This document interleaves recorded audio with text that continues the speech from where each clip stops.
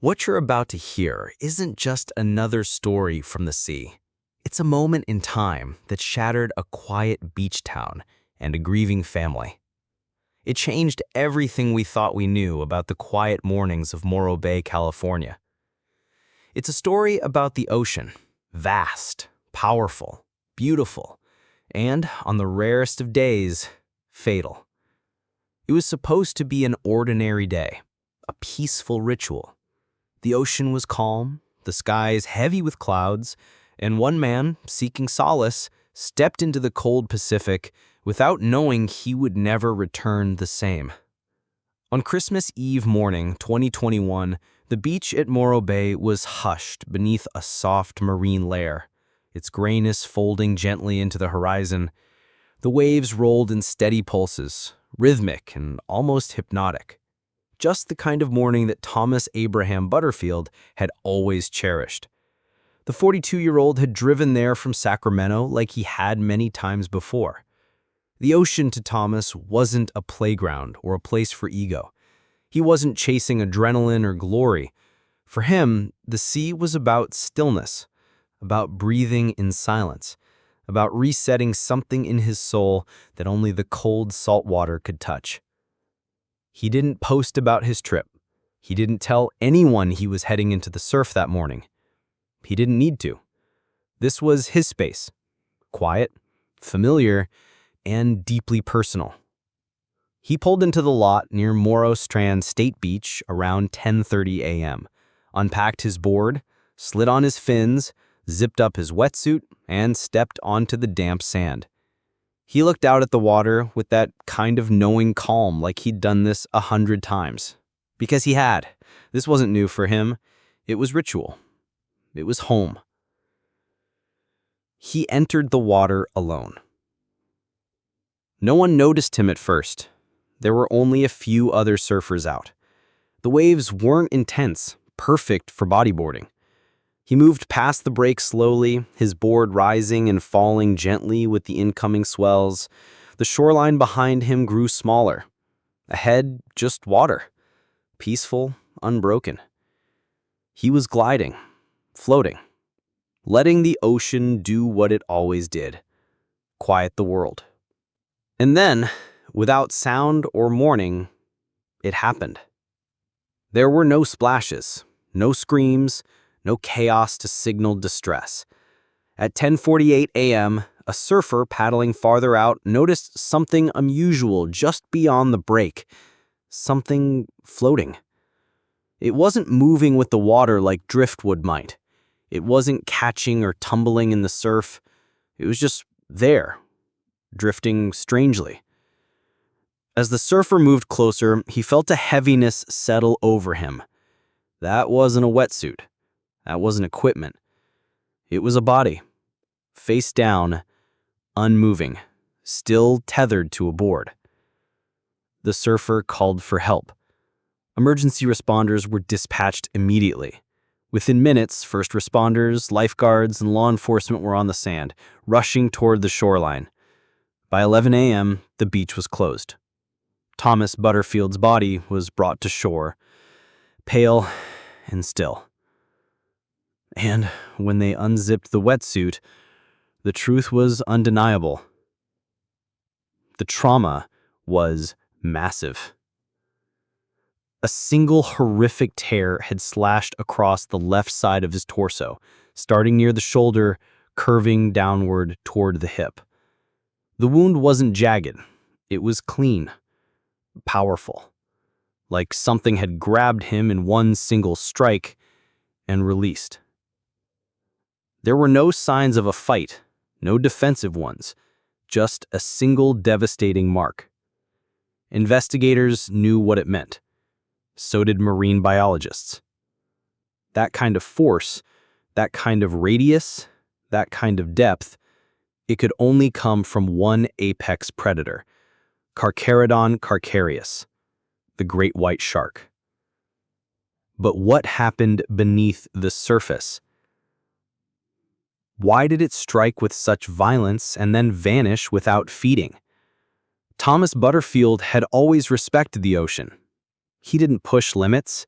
He didn't seek danger. So why him? Why here? And why now on the morning before Christmas? The autopsy came back within 48 hours. The results were grim and absolute. The cause of death, blunt force trauma, and catastrophic tissue loss. Experts reviewed the wound and confirmed what many already feared. The size, the arc, the precision, it all pointed to a great white shark estimated at over 12 feet in length, potentially larger. The attack had likely been from below, sudden, explosive, and without warning. Death was probably instantaneous. Tomas never had a chance to cry out. The strike had ended everything. But this attack wasn't just rare. It was unprecedented. Morro Bay hadn't seen a fatal shark attack in decades. It wasn't a place known for danger. The locals respected the water, of course. They surfed, paddled, fished. But this was different. The ocean had always been their companion. Now, it was a killer. The shark, authorities later concluded, had likely misunderstood Tomas for something else. A seal, perhaps. Bodyboarders ride low in the water. From beneath, the silhouette can be nearly identical to that of a marine mammal. The black fins, the quiet paddling motion, the lack of splashing, it's the perfect illusion. And that illusion, on that day, cost Tomas his life. Marine biologists from California's Department of Fish and Wildlife confirmed that winter marks the migration season for great whites along the Pacific coast. Adult sharks, some reaching lengths of 15 to 20 feet, begin moving south in search of food, following seal colonies and cold currents. These are not aimless wanderers, they're apex predators, navigating familiar routes honed over centuries of evolutionary memory. Their presence near shorelines like Morro Bay is rare, but not impossible, especially in December. Dr. Chris Lowe, director of the Shark Lab at Cal State Long Beach, later explained that most attacks of this nature aren't predatory, they're investigatory. Sharks don't have hands, they explore the world with their mouths. One bite, often all it takes, tells them everything they need to know. If it's not food, they let go. But for humans, even one exploratory bite is often fatal. And that's exactly what happened to Tomas. There was no consumption, no flesh removed, no feeding frenzy. Just one enormous bite, and then nothing. The shark never returned. The waves continued to roll. And the silence that followed was deafening. News of the attack spread rapidly. What began as whispers among surfers became a headline on every California news station. Bodyboarder killed in rare shark attack on Christmas Eve. But for the Butterfield family, it wasn't just a headline. It was heartbreak.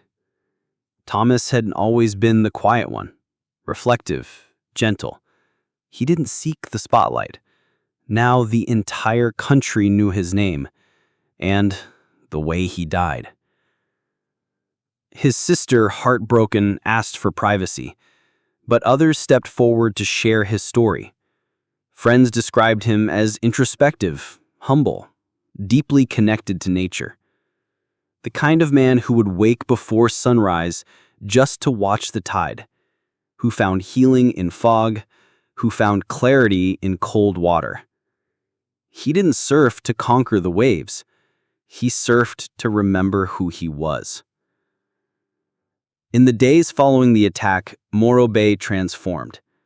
The beach remained closed, patrol boats scouted the waters, park rangers lined the dunes, and along the shoreline, strangers began leaving flowers, candles, stones with handwritten messages etched in Sharpie.